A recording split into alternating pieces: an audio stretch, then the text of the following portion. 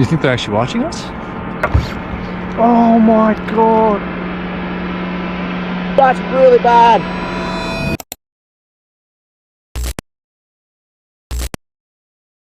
Echoes call from hollow halls, a voice that creeps and softly crawls. Time stands still, the air is. Our dreams are diverse, and some people are out there living theirs to the fullest. For Boli, that means firing up his nice little boat to catch the rarest fish in the most remote areas. On July 20, 2025, Boli's Fishing on YouTube shared a video that will take you to both ends of the spectrum. Boli was in northern Queensland. In the usual fashion we've identified with his videos, you'll witness the beauty of what he does, but sometimes, a disaster happens later in the video that makes you wonder if it was all worth it. This day started rather nicely. We got a stunning view of the surrounding areas, with the sea's brightly colored blue shining under the morning sun.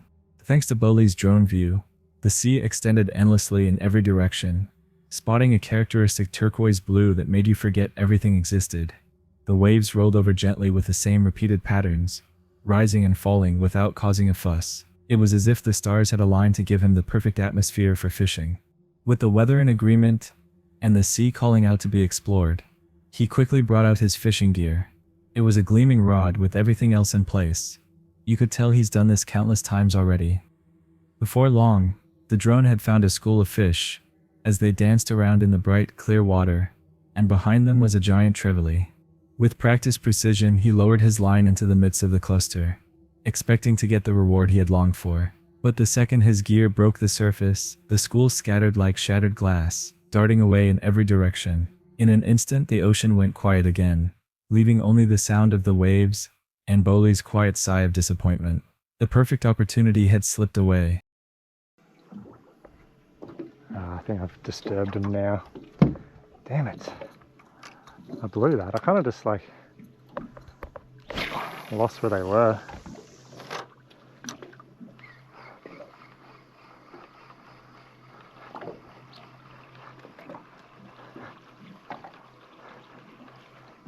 I blew that one big time.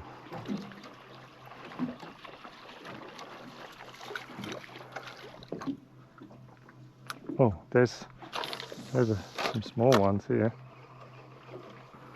Blew that. It's much harder to do this thing solo. See if we can quickly find some other ones.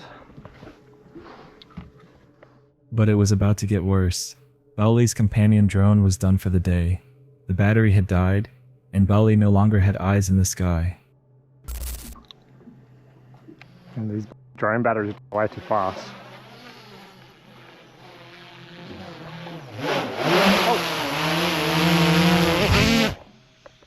I took my own head off. Like, I swear they used to be way better when I got it. Now they in like 15 minutes. Not enough time to get things done out here. Need more time solo, it's a bit hard. But this was no time to give up. Boli forged on his own, turning his focus back to the rod. Alone on the open water, he cast his line, watching the bait sink beneath the gentle waves. No chatter from friends, no backup crew, just Boli facing the deep by himself. After all, it's how he's always enjoyed his fishing. If he didn't find what he wanted in a spot, he moved to another one.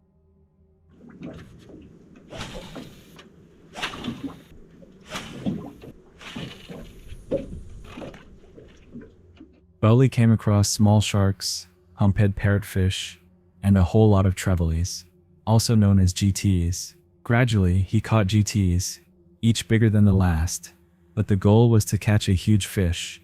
So, he let them back into the sea, and tried again. At one point, Boli changed location for the last time, and cast his rod once again. Then, the line jerked hard, the rod bending sharply toward the water. Boli's eyes lit up as he tightened his grip, the reel screaming as whatever was on the other end pulled with sudden force. He was being dragged towards the edge. He leaned back, muscles straining, the boat rocking under the struggle. He quickly reversed the boat, taking the fish along. Inch by inch, Boli worked the line, reeling and pulling until he brought the fish to the surface. Oh, Oh, that was insane. Still on it. Oh. Yep. Oh my god. Another one. Another one. Oh, I gotta get reversed.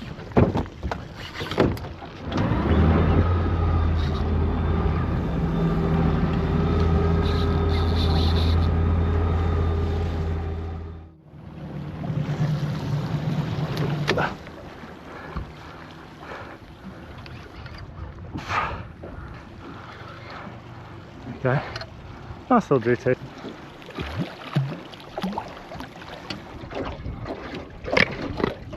There you go, a nice little GT. Definitely not the size we're after, but they will take it. Still good fun.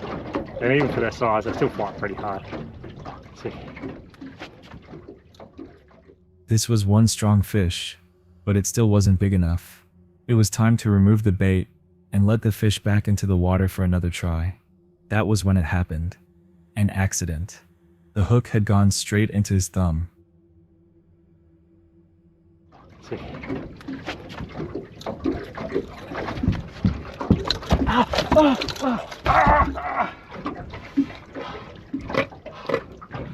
I just got the hook in my thumb really bad. Like, really bad.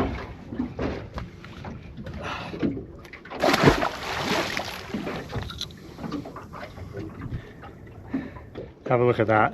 That's a doozy. Far out. Well, that's probably my day ruined.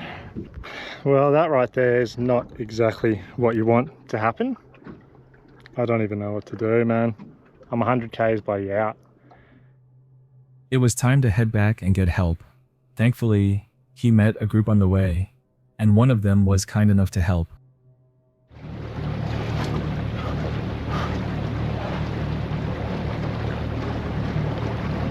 That's it there. They went all the way through the middle of my thumb. Some days later, we got an update on the accident. He was able to get back to fishing, but his thumb still needed a bit of healing. Most importantly, he's learned his lesson and will have to be more careful on future fishing trips. Before we go any further, I just want to ask you for a small favor. If you're enjoying the video so far, please give it a like. And if you haven't subscribed yet, now's the perfect time. We recently hit 100,000 subscribers, and that's all thanks to you. Our 100K special surprise was revealed, and we had many positive responses from you. Our next goal is to hit 200K before the year ends. It feels impossible, but hey, it's free to dream, right? Also, there's a hidden word somewhere in this video for you. Let's see if you can find it. Now, back to the video. On July 6, 2025, Brody Moss uploaded a video on his YouTube channel, YBS Youngbloods. The fishing encounter left his followers worried about the risks of his outdoor lifestyle. Brody Moss is another person who's enjoying their best life. He gets to travel and live freely, remote regions, beautiful islands, and idyllic camping spots, places most of us only see in fantasy shows. He enjoys them all. And as for feeding, what's the fun in buying food with money when you can enjoy the ultimate adventure of catching them yourself?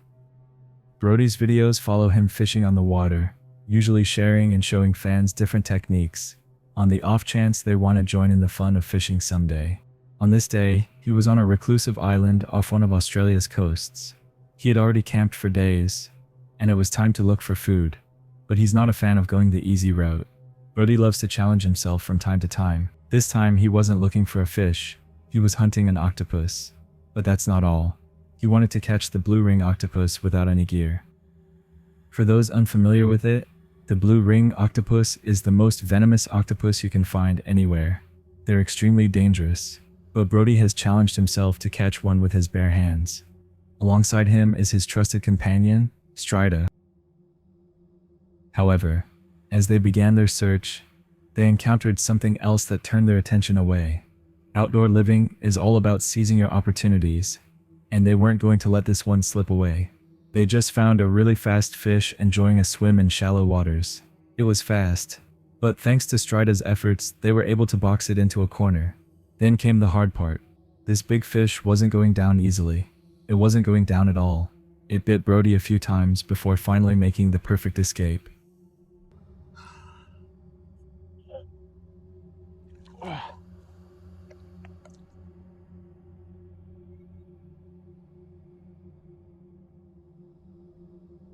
Let's see how we go.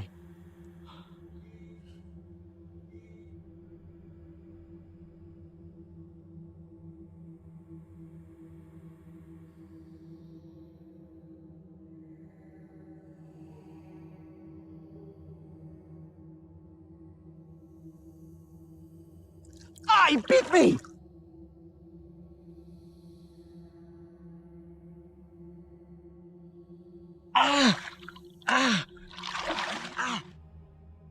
It was an important lesson.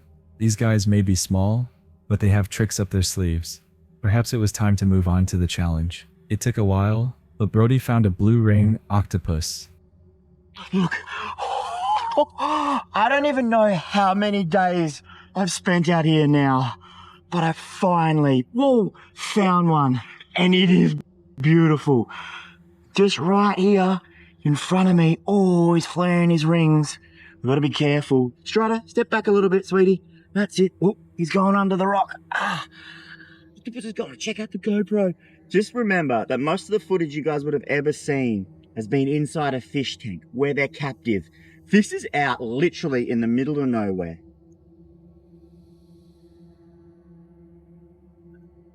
It's the world's deadliest, most venomous octopus, the blue ring octopus. Some blood in this situation. Look at that. All right? Ready? When I come close, flares up bright as a cucumber. And cucumbers aren't even bright. Pull it away. He flares down. Oh, he's on that fish. Oh, that fish knows. I don't want to be here around this guy. Holy hot damn. Righto, he's on the move again, ladies and gentlemen. Creeping through the tide pools. His videos are usually quite educational. According to him, the video's objective was to capture these lovely creatures' behavior before they're taken into captivity, like the scientists. He got some success on that front, as we saw the octopus change colors and react to his presence. But dealing with this organism requires great care. After achieving the video's goal, he checked the surroundings for other fascinating creatures. The next morning, Brody came across this fish that looked like it needed help. It had drifted away from the water and was having a hard time getting back in. So, Brody decided to give the fish a lift. I've never had anything like this happen to me before. I don't know what's wrong with him, but it's a beautiful, beautiful puffer fish. But the thing about these guys is they think everyone is out there to get them inside a pot. And who can blame them? He bit Brody's finger and dashed away. The wound was quite nasty, and he lost quite a bit of blood. He had to go straight to the hospital to get help.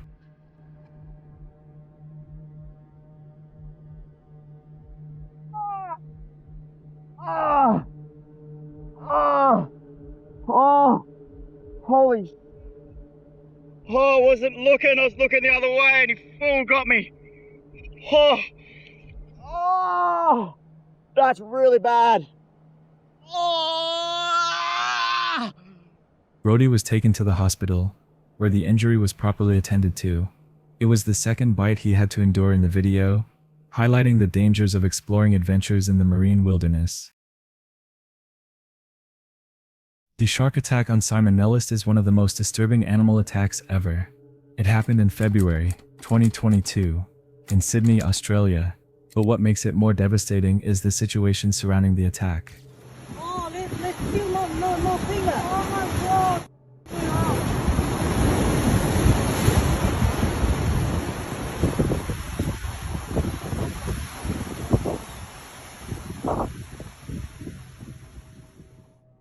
Simon Nellis had just moved to Australia after retiring from the British Royal Air Force, where he went on tours to places like Afghanistan. The 35-year-old had been in a long-distance relationship with his fiancée, Jessie Ho, and was finally able to spend time with her after retirement. The two had been planning to get married. Simon also had experience with scuba diving and worked as a dive instructor. The opportunity to live in Australia, especially in a place so close to the water, was as exciting as it gets for Simon. Without much convincing, he was already thinking of making his stay permanent. The beautiful landscape of Little Bay, close proximity to everything he enjoyed, and his lovely girlfriend by his side, it was the perfect scenario for Simon. Sydney's Little Bay is renowned for its bustling atmosphere and a population that loves to cool off in the water. The beaches are always busy with residents and tourists, thanks to the various recreational activities organized to help people have a great time in Sydney. The water is considered one of the richest in the country, and the city just gives an authentic feel that's hardly present in other coastal cities. Before this incident, there were not many links between Little Bay and shark attacks. The last 60 years have seen only one such incident. This stat should give anyone confidence, considering the large number of sharks in Australia. People rarely have to even think about sharks at all. After settling in Australia, Simon registered for a local swimming race, the Malabar Magic Ocean Swim, scheduled for February 20, 2022. He prepared for the race by swimming in the bay for 30 minutes every day. This went on until February 16, 2022. To avoid being disturbed by other swimmers, Simon practiced in an area that people hardly visit because of its rocky seabed. This allowed him to swim for as long as he wanted, practicing all his moves without getting in anybody's way or getting disturbed. It was different on this day. He met some fishermen casting their reels from the top of the rocks. It wasn't the quiet Simon wanted, but it was still better than swimming in the populated areas. He just had to avoid the fishing hooks. Simon practiced his strokes, gliding smoothly in the water like always. But his movements were sending a signal to something else. Under the sea was a great white shark looking for a meal. The unwanted guest interpreted Simon's strokes as an invitation and turned to him. The shark moved upwards until he saw where the vibrations were coming from. Some experts say Simon's black swimsuit must have made him look like a seal. Great whites attack prey using a technique that requires them to approach from under the prey. Simon was likely swimming with his face up, which explains why he didn't see the predator coming. The shark came from below Simon, catching him and throwing its body into the air before returning to the water head first. The maneuver allows the shark to pin down the victim under the water. The attack was swift. No one, not even Simon, an accomplished swimmer, saw it coming. The initial bite and subsequent grip must have caused severe damage to Simon's torso and organs.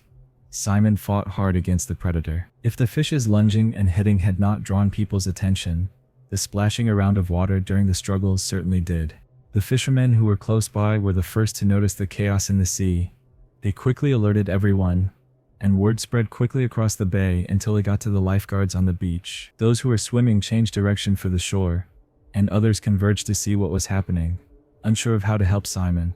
With no help in sight, this was a battle he had to fight for himself. After struggling for a while with the fish, Simon eventually escaped the grip and attempted to swim away from the shark, but he was wounded and weak. The shark's teeth had damaged his organs, and the sea around him had turned red. The escape was brief. The shark gets to him again, and this time it was worse. It began throwing him side to side, wounding him until he was too weak to move. It might have lasted a few seconds, maybe a minute or two. For the onlookers, it must have felt like days, and sadly for Simon, it was a lifetime. He wouldn't make it out alive. The fish disappeared shortly after the damage was done. The devastating attack was captured on a witness's phone.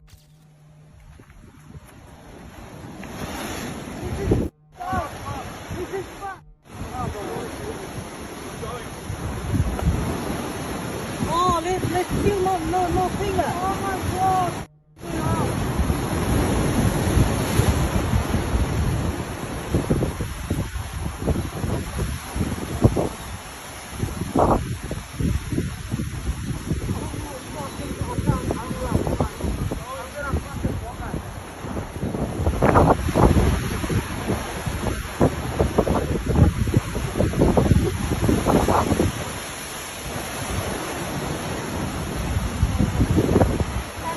Oh, go come here again. Come on. Come on, again.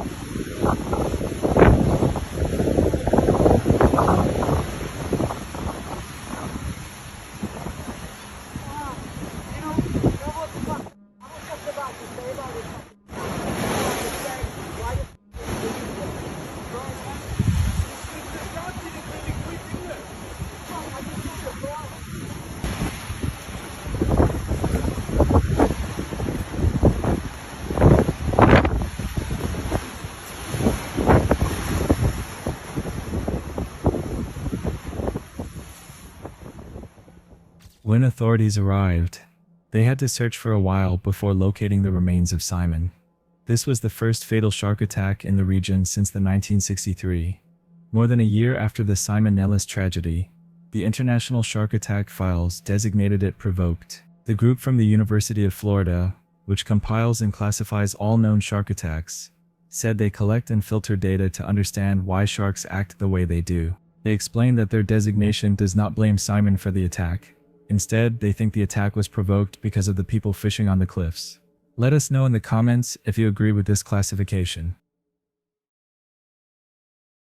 If you've seen any of the shark movies like Steven Spielberg's Jaws, you should know how devastating shark attacks can be. The story has been along the same lines on the coast of the Egyptian city of Hurghada, where there have been at least 3 high-profile shark attacks in the last 5 years. The first of the most recent attacks happened on July 3, 2022. The day started like any normal one at a beach in the Sal Hachich area, south of Hurghada. Tourists filled the water, taking selfies, swimming and soaking up the Red Sea sun. Children ran around on the sand. Couples floated lazily on inflatable rafts after enjoying their delicious meals, and the blissful atmosphere was evident from all the laughter ringing out from every inch of the sand. But something else lurked in the background. A tiger shark wanted to join the fun. It had been attracted by the increased human activity and the turtles moving towards the shoreline. Among those cooling down in the refreshing water were 2 women, an Austrian and a Romanian. Unaware of the impending danger, they continued swimming until the shark got too close. They were attacked within 2,000 feet of each other. Unfortunately, the shark killed both women. The 68-year-old Austrian woman was from the mountainous province of Tyrol. She had been on vacation in Egypt for a little over a month before the disaster.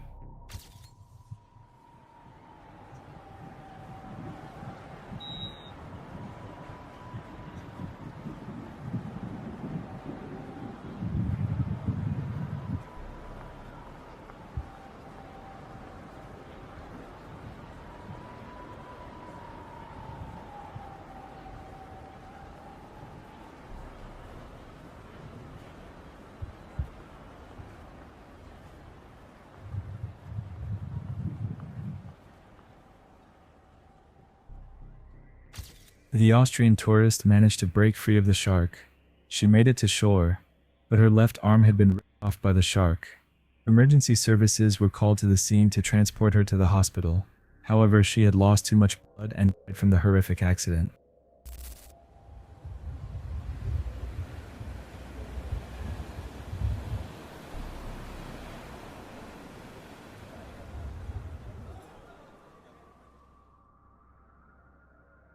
On June 8, 2023, social media alerts flooded in as a Russian citizen was attacked by a tiger shark at a resort beach in Hurghada.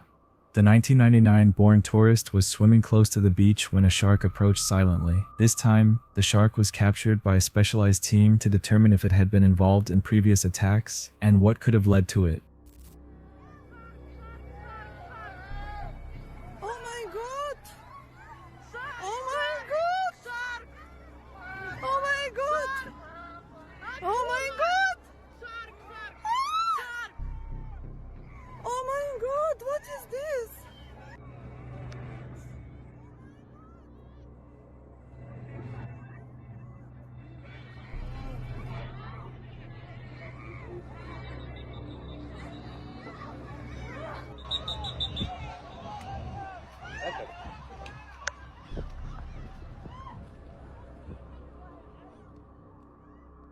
This new attack prompted the Egyptian government to ban swimming near the beach.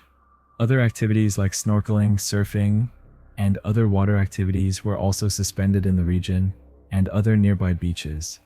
However, this did not stop the next attack more than a year later. It was December 29, 2024. 2 Italian tourists were swimming at the Marsa Alam resort. They had made their way to the deep areas of the water, outside the zones designated for swimmers, when the shark approached and attempted to devour them.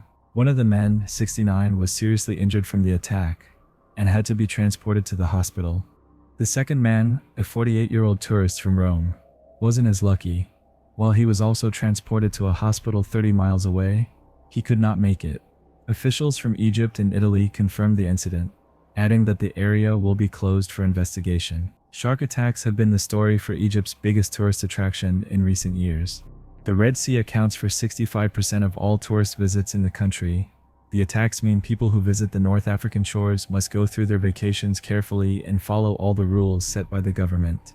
These three sad incidents follow the shark attacks on the Red Sea in 2018, where a Czech tourist was the victim. A similar incident happened in 2015 and 2010, but both times, German tourists lost their lives, while 4 others were injured in the latter case. Experts have tried to pinpoint the reason for the increased shark activity on the Egyptian coastline. It is usually a combination of factors, the first being the increased human activity. Sharks are excellent listeners that can detect low-frequency vibrations in the water. As people swim and perform other activities in the water, it may serve as an attraction for nearby sharks. It has also been implied that some tourists throw food into the water to feed fishes.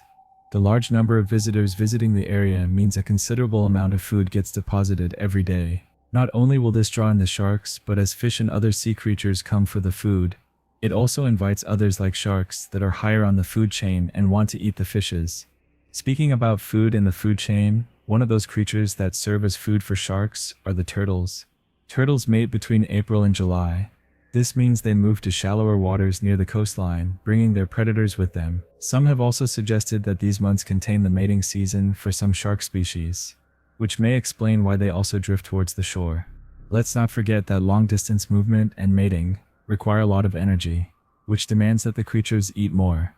It also doesn't help that a tiger shark has been the culprit in most cases. These guys are voracious eaters, and they are never picky. They are ready to consume anything that comes their way. Additionally, the topography of Egyptian coasts is such that the reefs go quickly from shallow to deep water. With sharks patrolling the deep areas, they could easily come into contact with humans swimming or snorkeling on the edges.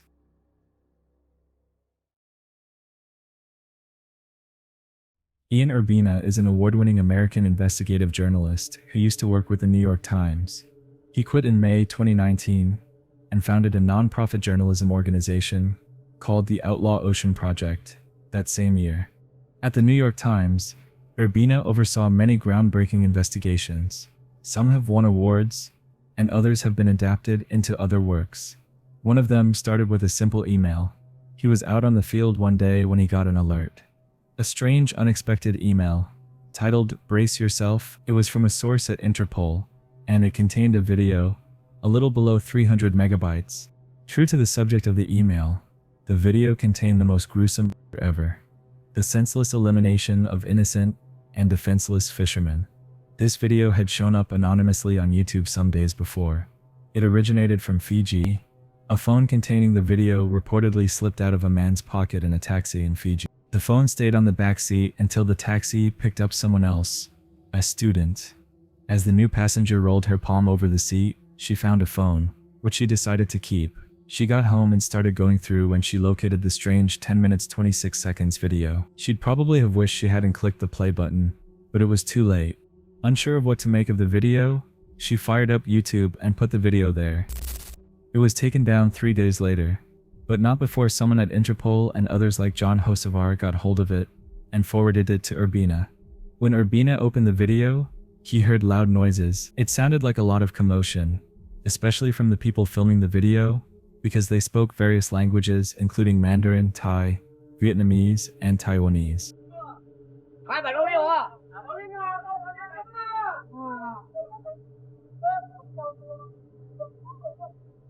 The camera panned around, looking like it was just filming the vast Indian Ocean, but that wasn't the case. First, it captured 2 nearby ships. Then, you could see 4 men appear on screen. They were fishermen. It looked like they needed help after something destroyed their ship. There was nothing to hold on to but the wrecked pieces on the open sea. Some of the men were desperately calling for help from the men behind the camera.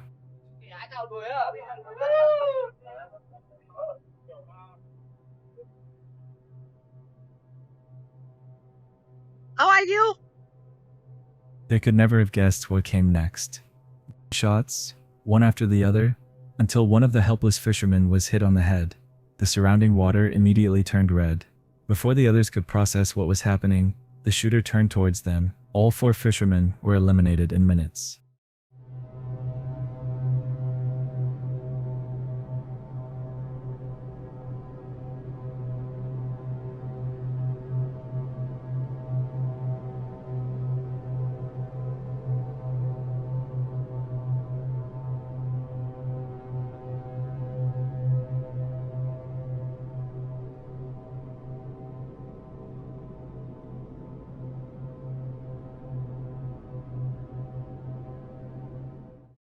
But what followed was equally shocking. The cameraman laughed out loud, and others joined in as he panned the device to reveal a celebratory scene on the ship. They came together to take photos without remorse. John Hocevar had been looking for evidence to back up their investigations into the crimes happening on the sea. So, this represented a breakthrough. But it wouldn't be straightforward. This video would unleash a groundbreaking and tedious investigation that lasted a decade. There was no place to start asking questions other than from the source of the video, Fiji. Surprisingly, the Fijian government didn't want anything linking the video to their country. They quickly stated that none of the victims, perpetrators, or shipping vessels was Fijian. John and Urbina had no option but to solve the case using other methods. So they went back to the video, combing for evidence that could point somewhere. In the video, there were nearby ships that would have been affiliated with the one from where the bullets came. One of the sister ships had a marking on it, a number that helped to locate who it belonged to and where it came from. The numbers led to a powerful Taiwanese man, close to the government. When contacted through a phone call, the man said he was briefed about the incident. He called it self-defense against pirates. Key figures from the fishing industry, and even the Taiwanese government, happily spouted the same story: self-defense against pirates. Somali pirates had been operating in the area, but something was off about this story. It sounded convenient. The parts of the destroyed boat from the video showed parts belonging to a small fishing boat called Dao. This boat is slow and could not have been used by pirates to attack a bigger, faster ship like the tuna longliner. The video also showed what looked like a pole and flag, which could not have been used by pirates. The self-defense story was a cover-up. After months of investigation, Urbina published the story in the New York Times, hoping to attract other people with valuable information. It worked. A Norwegian research firm called Trygg Map Tracking gave access to their huge maritime database of fishing boat images. That was how they found the mothership carrying the shooters. It was called the Pingshin 101. All the signs pointed to the same ship, which had been involved in another incident. The next objective was to figure out the shooter. They started posting information on social media platforms like Facebook and X or Twitter to pull in more investigative actions from others. One investigator was able to locate and interview people who worked on the Pingshin 101. Some of them confessed it was not self-defense against pirates. A deckhand testified that the primary perpetrator of this heinous crime was the Chinese captain of the Pingshin 101, Wang Fengyu. Wang was an aggressive man who notoriously sought to eliminate competition by ramming into smaller fishing boats. For this incident, he ordered his crewmen to shoot the 4 fishermen and also joined in the shooting. The testimony also mentioned that the men were more than 4, and others had been killed without filming. They were not pirates, and their boat had only fishing equipment. There was no weapon on board. 3 other fishing vessels were with the Pingshin 101 on the day, including the Chunai 217. It took many years of pressure and journalistic efforts to get the Taiwanese government committed to the course. They eventually put out a warrant of arrest, but it was still a challenging task because Wang was from mainland China, and the crime was committed on the seas. When he was finally brought in, he went through a trial and was found guilty in 2021. The judge sentenced him to 26 years in prison. Some theories suggested the victims were Pakistani fishermen. Pingshin 101 went on its last voyage on July 7, 2014. It sank after a mechanical failure, with Wang still in charge. This is Mo Sarji. He's popular on YouTube for exploring the most bizarre places, from haunted mansions to secluded islands and ghost towns. He's ready to pick up the camera to reveal what's inside to viewers. For Mo, getting inside the most unbelievable places is almost second nature. However, Mo also goes into the waters during the summer to fish for metals. The goal is to clean up the water bodies for a better ecosystem. But sometimes, they come across some pretty interesting things. On March 24, 2020, Mo was magnet fishing with his buddy in Canada when they came across an unsettling scene. The location was an icy lake, which could be risky considering how quickly those things can give way. Now you guys know in the summertime, I do a lot of magnet fishing videos where I take a giant magnet, throw it in a lake or a quarry or a river or wherever there's water, and we pull out some mysterious items that we fish out of the river and then we throw it in the garbage because we're all about the ecosystem and we want to keep everything clean. So today I got my boy Rennie with me and we are going back to the haunted quarry to do some magnet fishing on an icy lake. Never done this before. It might be dangerous because we are going to be walking on an icy lake. That's why I'm going first. However, the ice was not what they had to worry about. Something else, something far darker, was lying in wait for the two friends. You might say they were warned, because on the way to the lake, they came across two men from the direction of the lake, and they had all sorts of red and brown stains. It was obvious that the men had just been at the lake, as their footsteps were everywhere. Hey, look, those are those guys' footsteps. They're running for some reason. So, as we were coming in here, there was two grown men. One looked like he was about 55, and the other guy looked like he was in his 40s. Kind of rough looking. It looked like they had, we couldn't tell if it was like blood or mud or something like that. And they were just running. I don't know why they were running, but they were running. One of them had a big trash can bag with him too. Yeah.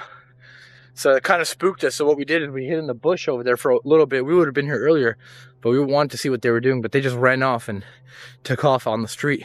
But look, their footsteps are all over the place. They were doing something here. They looked really shady, bro. I hope these guys don't come back and do something to us. Damn, really? You're gonna actually risk your life just like that? The first thing they did was to confirm if the ice could hold their weight. Then, they start making a hole in a weak spot in the ice. The first hole didn't offer any metal for the magnet to stick to. So, they make other holes and continue trying. It's cracking. Under my weight. You can skate here. Okay, I think I'm good. I wonder where all the frogs went. So we are going to be bringing out the magnet and start magnet fishing. But I just want to test the ice, make sure I can actually walk on this. Bro, we got to be very careful. Don't get too close to each other. We're going to make a hole in the middle of the lake over there. How far you want to go? Because when we did magnet fishing in the summer, we only did it in this vicinity. We never went over there because we were kind of scared. So let's just move in a little bit. Hey, look, there's a weak spot right there. Let's go there. All right, you go, you go. I've always wanted to do this. Oh my God, it's actually just breaking. Look at that. So basically our plan is to just throw the magnet in through that hole. How deep is it? Right now it's probably about 5 feet deep here. Not much. The really deep parts are over there. Yeah. We can go there after if we don't find nothing here. Strangely, the men couldn't shake off the feeling of being watched. Just as Mo looked towards the woods, he noticed one or two people ducking, avoiding being seen. I just seen them walk by. They were like looking at us. Look at those guys. Do you think they're actually watching us? Turn the camera. Oh, they're gone now. They ducked behind the trees. I mean, whatever. I got a machete. I don't know what their problem is. Yeah, Those but are why the is same somebody guys that- watching us out they're here? the I same thought they left. They're the same guys that ran past us. This went on for a while, but it didn't deter the YouTuber and his friend from their magnet fishing. They had to get closer to the thinner ice and dig a few more holes before finding their first item, a skate. They found the other pair on the other side, but nothing else was coming through.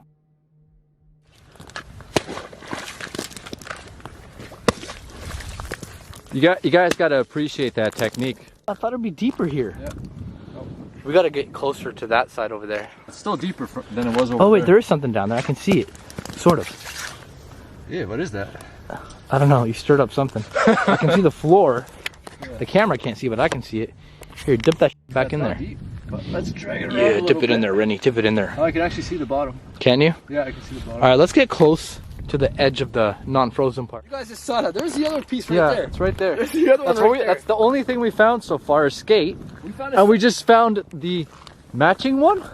Yeah, but it's probably gone now. Hold on. I got it. I got it. Right, don't drop it this Get time. closer. Yeah, don't drop it this time. It's not my fault. It slipped off. Yeah, it's here. Ease it, slowly. Come on, come on, come on. There is a bit of a current. That's what's taking it away. There we go. Oh, yeah! Oh, wow. Woo! We got the other skates. Yo, bring it to the other one. Bring it to the other It's a one. matching skate, bro. Look at that. Wow. Holy, It is actually. this is so cool. Mo and his friend decided to walk towards the place where the stalkers were watching them from. Again, they could see footsteps and then discovered they were looking at something else. It looked like blood. So, they investigated further and saw a plastic bag carefully placed close to the water. A rotting stench emanated from the bag, and it wasn't looking good. Look over there. What? See where those barrier things are? I don't know if the camera can you zoom in on that. I'm trying to. That's where we last saw those guys. Yeah. I don't know. What, you want to check it out? You want to go there? Maybe they're still stalking us. I haven't seen them in a while. Honestly, let's go take a look. What if? Let's go over there. Keep recording just in case they are there. Yeah. We'll confront them or something. I'm gonna take the machete with me. Because when we were coming in, they were somewhere around this area, and they ran off that way. No clue why. Oh yeah, let's. They were stalking us. They're clearly here. Look, it's like crack all muddy.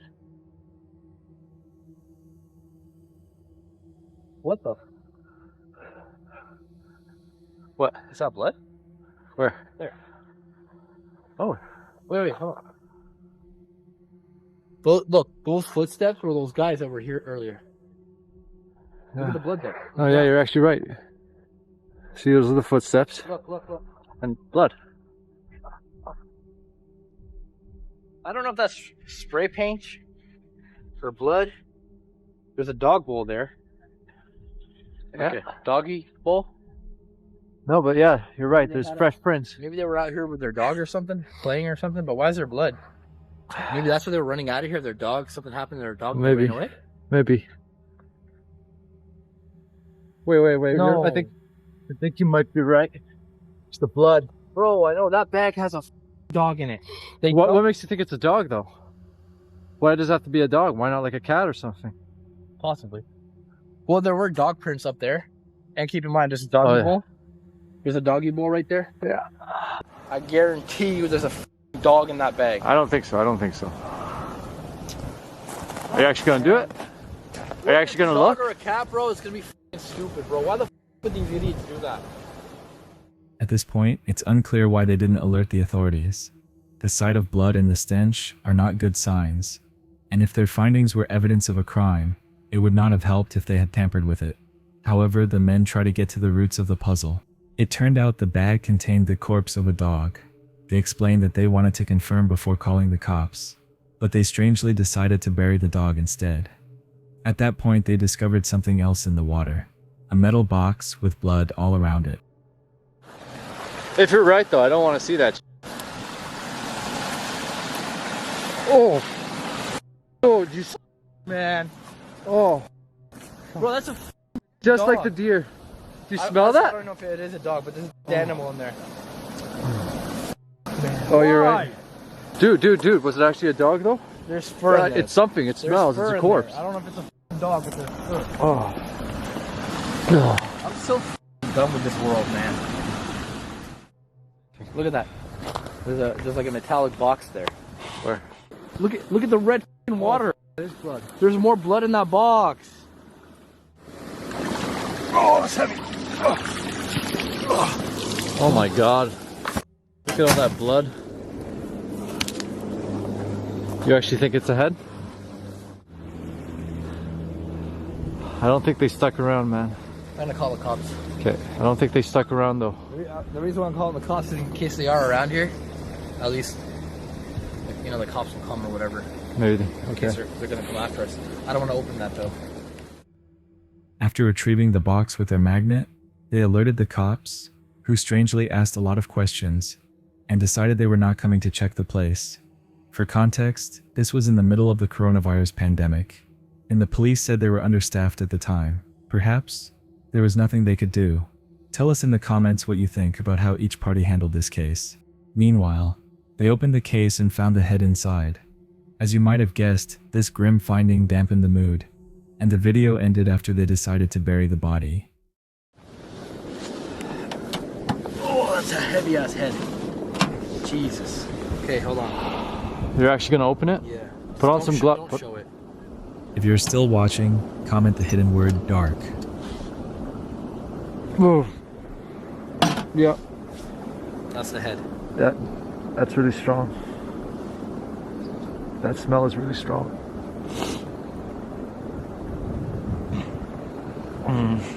What are you doing? Just close it. Just close it. They also stated that they found the weapon used around the same place. It is sad that someone would be that cruel to an animal. Let's hope the cops get on the case and find the perpetrators. And with that chilling incident, we come to the end of today's video. If you're yet to do so, it's time to click on the like button. Feel free to share your thoughts on any of the cases treated today. We love to see your interactions. Also, why stop here when you can explore a wide range of similar videos like this one? Click the subscribe button so you don't miss any of our frequent uploads. You might as well just start from the video that appears on your screen in about 3 seconds. I'll see you there.